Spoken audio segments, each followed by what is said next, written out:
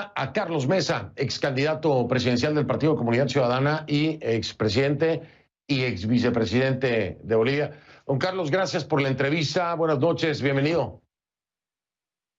Muy buenas noches, Fernando. Muchísimas gracias por la oportunidad. Al contrario, gracias a usted por estar aquí con nosotros. Don Carlos, la primera pregunta que le tengo que hacer, ¿qué pasó? ¿Qué falló? ¿Cómo evalúa eso? Ahora es ex candidato, no se obtuvo el resultado que se esperaba. ¿Qué falló, don Carlos? Lo primero que corresponde, Fernando, es una autocrítica y una pregunta a propósito de si nuestro nivel de estrategia y nuestro nivel de trabajo electoral fue suficiente. Uno siempre piensa que sí, hicimos lo mejor que pudimos, trabajamos con la mayor seriedad del mundo y con el mayor compromiso, pero los resultados son los que definen la valoración que se tiene sobre lo que uno ha hecho. Este es un primer elemento. Un segundo elemento tiene que ver con la línea de crítica y estrategia de demolición de la que fuimos blanco en los dos procesos electorales, en el 2019 y en el 2020, no solamente de una de las partes, sino del conjunto. En el caso de las elecciones recientes, críticas y guerra de diversa naturaleza del MAS, de Juntos cuando estaba en la candidatura a la presidenta Áñez y de Creemos, que creo que generaron una lógica, sobre todo en el caso de Creemos y en el caso de Juntos, que no tenía mucha consistencia porque estaba debilitando a lo que obviamente, como de hecho se demostró por el resultado, con el 30% de voto que recibimos, era la candidatura con mayores opciones de enfrentar con éxito al movimiento al socialismo.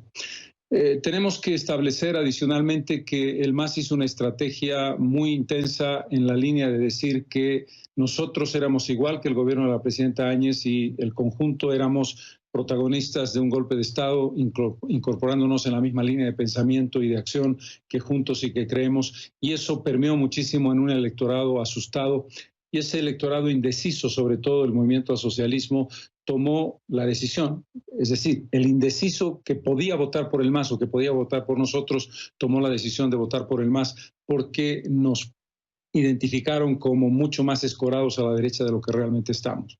Y finalmente, hay que decirlo, el gobierno de la presidenta Áñez no tuvo una administración adecuada, ni en el caso de la pandemia, ni en el caso de corrupción, ni en el caso de la forma, de las formas que hacen al fondo de algunos de los ministros de Estado.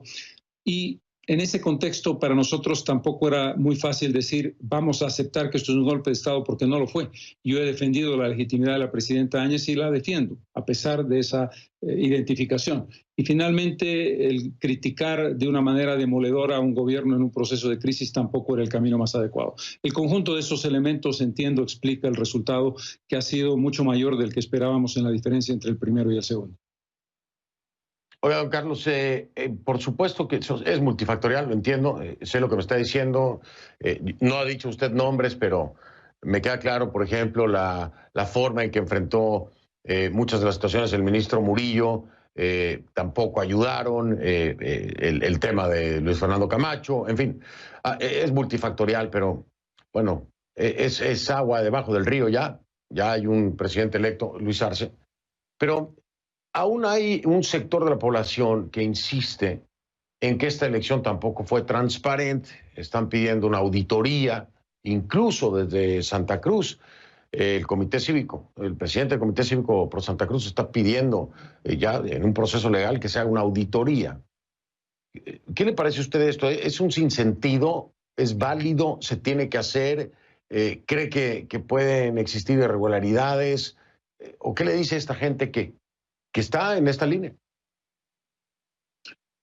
Primero, Fernando, el Comité Pro Santa Cruz ha establecido una línea crítica en dos direcciones. La dirección de defensa de los 2/3, que nosotros compartimos, de lo que supongo hablaremos en un instante, y en eso respaldamos plenamente la posición del Comité Pro Santa Cruz. Pero lamentablemente el comité ha mezclado las dos cosas y las ha convertido en una. La defensa de los 2/3 y la crítica y prácticamente la sospecha de que hubiese fraude en el proceso electoral. Y en esa segunda parte no vamos a acompañar al Comité Pro Santa Cruz y no compartimos su punto de vista, aunque lo respetamos, asumimos que tienen derecho a pensar lo que ellos puedan tener como elementos de juicio para esa afirmación. Nosotros, desde el primer día y al día siguiente de la elección, me refiero, nos dimos perfecta cuenta de que la distancia era muy grande y que el triunfo del MAS era incuestionable. Nosotros hemos creído y ratificamos que el Tribunal Supremo Electoral ha actuado de manera transparente y honesta. Puede haberse equivocado, puede haber cometido errores técnicos que no son relevantes cuando tú tienes 26 puntos de diferencia entre el primero y el segundo.